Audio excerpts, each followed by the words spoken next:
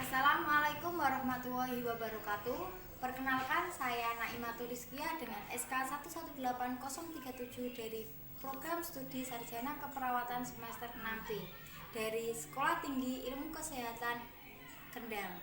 Video ini saya buat untuk memenuhi tugas keperawatan gawat darurat. Selamat menyaksikan. Assalamualaikum, Dek. Waalaikumsalam. Selamat siang. Siang, Kak. Dengan Dek siapa ya? Di Silvi. Oh, Dek Silvi ya. Terima kasih sudah menyempatkan waktunya untuk hari ini. Sesuai kontrak waktu kemarin, hari ini kita akan belajar bareng ya, Dek. Sebelumnya perkenalkan, nama saya Naimatul Rizkia. Saya mahasiswa dari Stikes Kendal semester 6B. Di sini saya akan memaparkan materi tentang penyakit jantung koroner yang sudah saya sampaikan kemarin sama adik. Nanti waktunya sekitar 15 menit. Gimana, Dek? Apakah adik bersedia? Iya. Kalau begitu kita mulai ya, Dek. Iya. Sebelumnya adik tahu nggak penyakit jantung koroner itu apa? Penyakit jantung. Oh iya, bagus sekali ya, Dek. Saya jelaskan terlebih dahulu ya, Dek. Iya. Penyakit jantung koroner itu sendiri merupakan suatu kelainan yang disebabkan oleh penyempitan atau penghambatan pembuluh arteri yang mengalirkan darah ke otot jantung dan merupakan kelainan miokardium yang disebabkan oleh insufisiensi aliran darah koroner. Penyebab paling utama penyakit jantung koroner adalah dislipidemia. Dislipidemia itu merupakan suatu faktor resiko yang utama yang menyebabkan penyakit jantung. Perubahan gaya hidup masyarakat erat hubungannya dengan peningkatan kadar lipid. Kemudian untuk etiologinya itu sendiri atau penyebab dari penyakit jantung koroner itu adalah dari kebiasaan memakan makanan berlemak tinggi, terutama lemak jenuh, sehingga terbentuknya plat-plat lemak yang disebut dengan ateroma. Ateroma akan menyebabkan aterosklerosis, yaitu merupakan suatu keadaan arteri besar dan kecil yang ditandai oleh edema lemak, trombosit, makrofag, dan leukosit di seluruh lapisan tunika ultima, dan akhirnya ke tunika media. Pada aterosklerosis, lapisan intima dinding arteri banyak mengandung kolesterol atau lemak lain yang mengalami pengapuran, pengerasan, dan penebalan, sehingga mengeras dan menyempitnya pembuluh darah oleh pengendapan kolesterol, kalsium, dan lemak berwarna kuning dikenal sebagai aterosklerosis atau pengapuran ya, Dek. Kemudian untuk patofisiologisnya atau perjalanan penyakit dari penyakit jantung itu sendiri dapat diumpamakan seperti kantong yang berbentuk kerucut atau kebulat-bulatan yang terpotong bagian atasnya. Ukuran jantung sekitar sebesar kepalan tangan kanan yang terletak dalam rongga dada bagian kiri agak ke tengah. Tempatnya di atas sekat diafragma yang memisahkan rongga dada dengan rongga perut.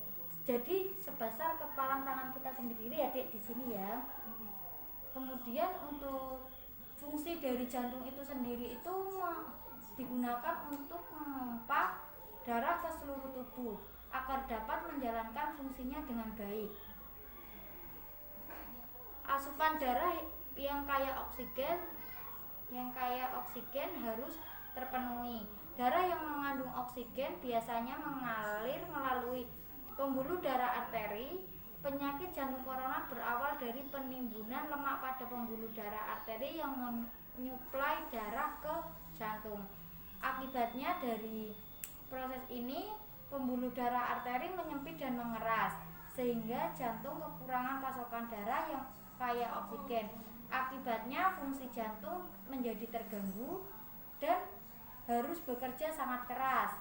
Penyakit ini sering disebut dengan istilah aterosklerosis yang tadi kita sudah tahu definisinya ya. Kemudian untuk Gambaran klinis atau tanda gejalanya itu dari penyakit jantung koroner itu yang pertama biasanya beberapa hari atau minggu sebelumnya tubuh terasa tidak enak, tidak bertenaga. Yang kedua, dada tidak enak atau nyeri dada. Kemudian waktu olahraga atau bergerak jantung berdenyut sangat keras. Kemudian nafas tersengal-sengal, dan yang terakhir itu kadang-kadang disertai mual dan muntah ya Dek. Kemudian untuk faktor resiko dari penyakit jantung itu sendiri yang terutama itu dari kebiasaan buruk seperti merokok, minum minuman keras itu, dan kemudian penyakit hipertensi, kolesterol, kemudian kelebihan berat badan atau obesitas, kemudian kurangnya olahraga, dan penyakit diabetes mellitus, dan yang terakhir itu stres. Kemudian untuk faktor resiko lainnya itu yang pertama itu bisa dari usia, jenis kelamin, riwayat keluarga. Apabila keluarga kita ada yang mengalami penyakit jantung koroner bisa menurun ke anak cucunya. Yang kemudian geografi dan ras. Kemudian untuk penata laksanaannya itu sendiri yang non farmakologi itu seperti merubah gaya hidup, seperti berhenti dari kebiasaan merokok, minum minuman keras itu ya Dek. Kemudian olahraga yang dapat meningkatkan kadar HDL kolesterol dan memperbaiki kolateral koroner sehingga penyakit jantung koroner dapat dikurangi melalui olahraga yang bermanfaat. Kemudian terapi diet seperti menjaga pola makan dengan menerapkan diet yang rendah lemak ya Dek. Kemudian untuk pengobatan farmakologi atau klinisnya yang bisa kita menggunakan kayak analgetik, nitrat, aspirin, trombolitik terapi, dan beta blocker itu bisa kita dapatkan dari kita konsultasi terlebih dahulu ke dokter atau periksa ya. Kemudian penyakit jantung koroner itu di keluarga itu peran keluarga sangat penting pada pasien dengan jantung koroner, yaitu keluarga dapat memberikan dukungan, yaitu dukungan sendiri itu merupakan sebuah energi positif yang diberikan keluarga kepada anggota keluarga yang sedang mengalami sakit.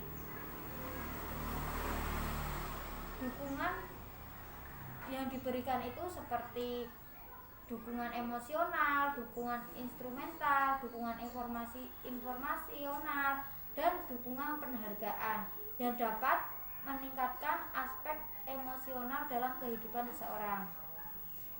Materinya sampai situ ya Dek. Apakah adik ada yang ingin ditanyakan terlebih dahulu? Belum ada sih. Kalau belum ada, tadi kan sudah saya bacakan ya materinya dan saya jelaskan.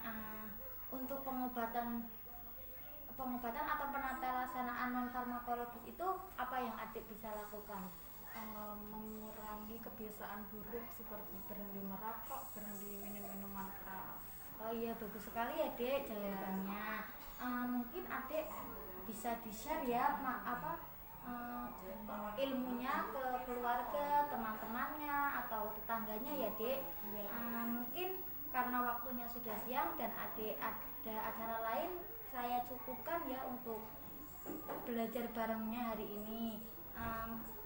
Mohon maaf apabila dalam menyampaikan materi saya ada kesalahan atau kekurangan. Saya cukupkan. Wassalamualaikum. Waalaikumsalam. Permisi ya Dek. Iya. Sekian video dari saya. Mohon maaf apabila ada kesalahan karena saya masih tahap belajar. Wabillahi taufiq wal hidayah. Wassalamualaikum warahmatullahi wabarakatuh.